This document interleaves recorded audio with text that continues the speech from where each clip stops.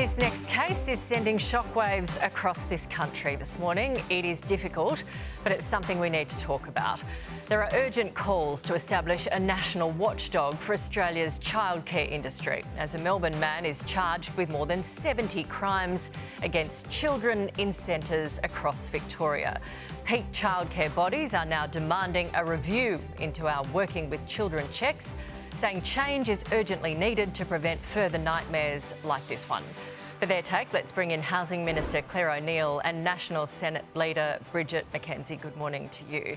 Clare, more than 2,000 families in this country have to check if their children were sexually abused. What needs to change? Yeah.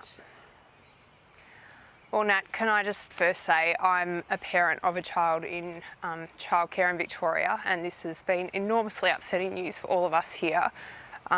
We take so much care of our children, and then to place your trust in an institution and to have it betrayed in this way, it is just awful. And I just want to say to Victorian parents, we stand with you as you're trying to process this. I was so panicked yesterday looking on that list to see if any of my kids have been affected in any of these centres. And I know parents, thousands of parents around Victoria are having to go through these discussions with their children that we just would never want a parent to have to talk to a child about. And so I just say from a human perspective, this is absolutely awful.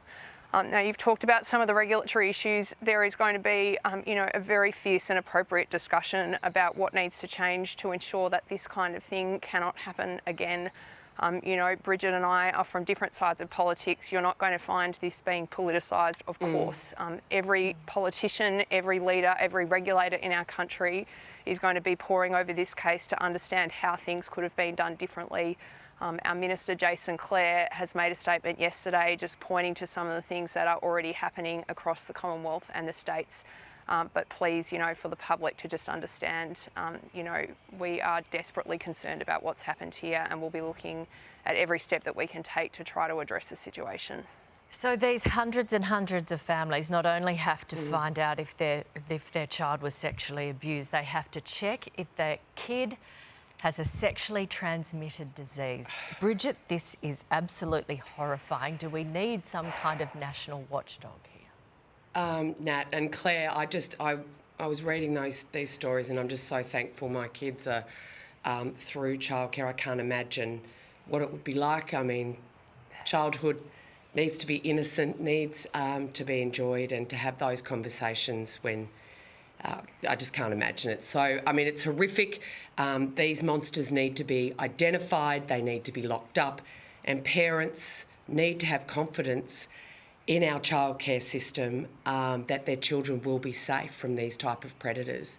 So I absolutely back the calls for a review of the safeguards, and I know, as Claire said, everyone on all sides of politics will want to be getting measures in place to absolutely get this sort of behaviour out of our childcare centres and society more generally. Because it's Victoria today, but I can guarantee you everyone around the country is looking and reading this story and being horrified, so we will keep on it. Yeah. Moving on, Foreign Minister Penny Wong has met with her US counterpart in Washington, where defence spending and a face-to-face meeting between our PM and the President was reportedly on the agenda. Claire, we're still waiting to hear what exactly was discussed between the pair, but reports today suggest the Minister was going to open our budget books to explain why we aren't increasing military spending to the amount the US wants. Do you think that will satisfy the Americans?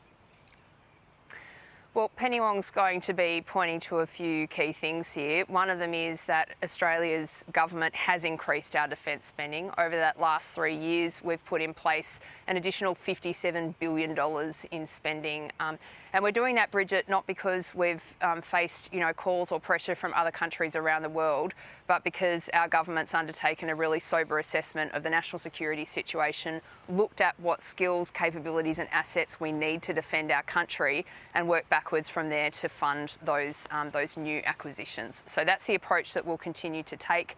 We take these matters incredibly seriously. We have a really long partnership with the US that will continue to be retained, but we're proud of that really important work that happened in the first term, and it will continue in this term. Bridget, do you think that'll cut it with Trump?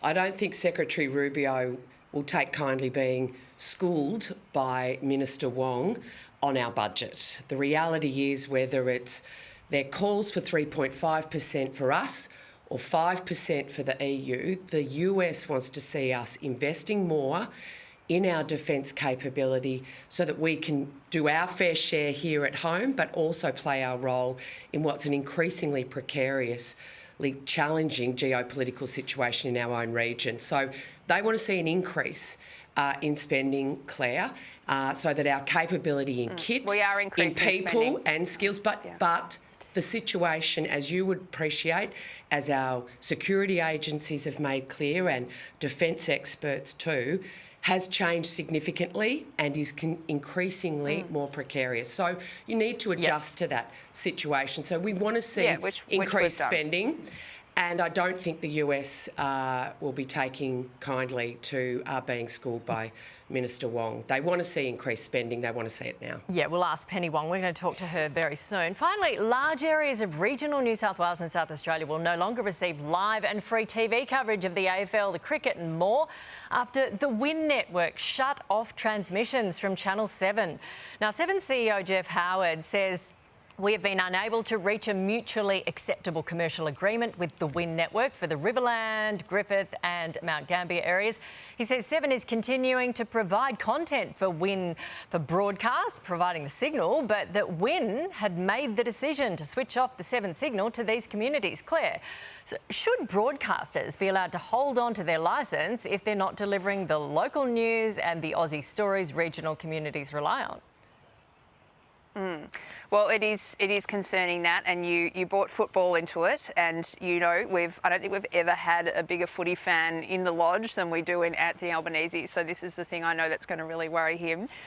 We are very aware of this issue. I know our fantastic communications minister Annika Wells has asked the parties to work together, and also is talking to her regulator about whether there's any regulatory action that can be taken here. So the government is concerned about that. We want footy to flow freely across the country, and so the government's working with networks on trying to resolve this. Yeah, it sounds like they've just turned it off. Bridget, what's your message to regional voters who've lost live AFL, local bulletins due to WIN's decision to turn off the signal? Well, Nat, this is our cultural practice as sport, particularly in the regions. It's our bread and butter. Access on free-to-air TV for football, cricket, and I would also argue netball needs to be able to be seen by everyday Australians through free-to-air TV. Now, government regulation has meant that it is increasingly difficult for free-to-air TV to operate and be sustainable. The government needs to get involved, not, Annika, sit them down for a little chat.